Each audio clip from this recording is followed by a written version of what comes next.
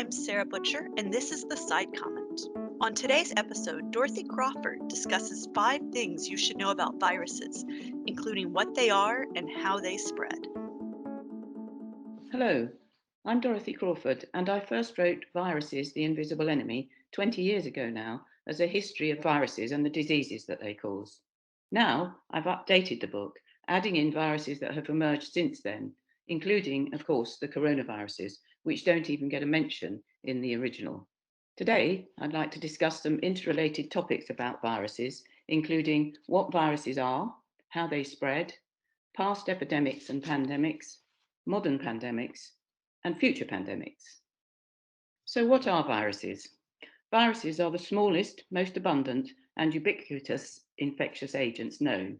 And just to give you an example of exactly how abundant they are, there are an estimated 100 billion viruses in each litre of seawater.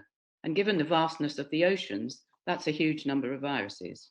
Viruses are unique in not being made up of cells like all other living things. In fact, they are particles consisting simply of a protein shell containing their genetic material. So viruses can't reproduce without parasitizing the cells of other organisms. Exactly how viruses first evolved remains a mystery. And since they don't fit into any of the 3 domains of life, archaea, bacteria, and eukarya, whether they should actually be regarded as living things is debatable. Now, to move on to how viruses spread, viruses don't participate in their own spread between hosts. Because their particles are inert, this is an entirely random process. But generally speaking, the methods by which viruses spread, be it airborne, waterborne, or by direct contact with a virus carrier, depends on the virus's site of entry to and exit from the body. So, for example, the SARS viruses all leave the body in exhaled air. So they become airborne and they enter their next victim through the nose and mouth. They then set up a local infection in the respiratory tract where the initial symptoms develop. In contrast, rotaviruses, the cause of epidemics of gastroenteritis, enter the body via the mouth in contaminated food or drinking water. They then infect the lining of the intestine, causing watery diarrhea that successfully flushes out new viruses into the environment and then on to infect other hosts, so completing the cycle. Viruses have caused epidemics and pandemics throughout human history and right back to our earliest ancestors. These days, we can trace the history of a specific virus back through its evolutionary tree, using its genetic material to identify its closest relative and estimate when the two diverged. For example, the now extinct smallpox virus is most closely related to the pox viruses of gerbils and camels, while the closest relative of measles virus is the rinderpest virus of cattle. Estimates of the time since smallpox and measles viruses diverged from their respective ancestors suggest that humans acquired them after the farming revolution, which began some 10,000 years ago. This saw our ancestors change from hunter-gatherers to farmers, settling down in permanent dwellings and domesticating animals. Because of the close contact engendered by animal domestication and dwellings infested with rodents like gerbils, this gave these viruses the opportunity to jump to humans from their respective primary hosts. Both measles and smallpox viruses took thousands of years to circumnavigate the globe, but having spread slowly throughout the Old World, smallpox was carried to the Americas by the European invaders in the 17th century, while measles first reached Australia around 1850.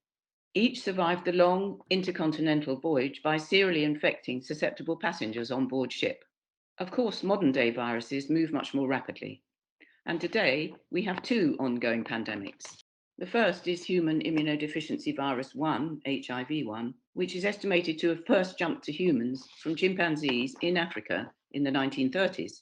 This virus has since claimed approximately 32.7 million victims globally. The second ongoing pandemic is, of course, SARS coronavirus 2, the cause of COVID-19, that jumped to humans, probably from bats, in China in late 2019. The global death toll from COVID-19 is presently between 5 and 6 million. Clearly, these 2 pandemics have very different profiles, which are determined, at least in part, by the virus's method of spread and length of their incubation periods. HIV is generally transmitted sexually, and although victims are immediately infectious, the virus spreads slowly between humans and remains silent in an individual untreated for an average of 10 years. In fact, HIV had spread silently for 50 years and through 2 continents before it was discovered in the US in 1983. In contrast, as we know, with its short incubation period before causing what can be a severe illness, SARS coronavirus 2 was discovered within weeks of its jump to humans. And just a few weeks later, it was spreading on several continents. With its efficient airborne spread and high level of subclinical infections, this virus was unstoppable. So, to move to future epidemics and pandemics, emerging viruses are becoming much more frequent, mostly because of our rising population, which means that contact with wild animals, either hunted for food or displaced by destruction of their habitat, is much more common. Then, our crowded living conditions allow easy local spread, while our propensity for international travel can rapidly disseminate a virus globally. Pandemics are rare and unpredictable events, and the world was woefully unprepared for both HIV-1 and COVID-19. Clearly, we've gained valuable experience from these pandemics. Now is the time to put this to good use. But what exactly should we do? Lockdown showed that we can change our lifestyle to mix less and travel less. But obviously, that is not a sustainable way to live in the long term. However, thanks to COVID, we have new rapid vaccine technologies that could manufacture vaccines to the known likely epidemic and pandemic virus candidates, such as SARS, Ebola, and of course flu. Also, we should take more precautions when handling wild animals, particularly in live animal markets in Southeast Asia, where several dangerous viruses have recently emerged.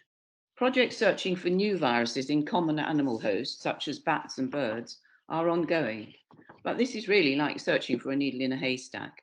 So at the end of the day, we have to expect the unexpected. This means that governments and health services worldwide must be prepared, constantly on the lookout, and with sufficient well-trained staff and stockpiles of essential equipment. Of course, this costs money, but only then do we stand a chance of preventing the spread of the next candidate pandemic virus.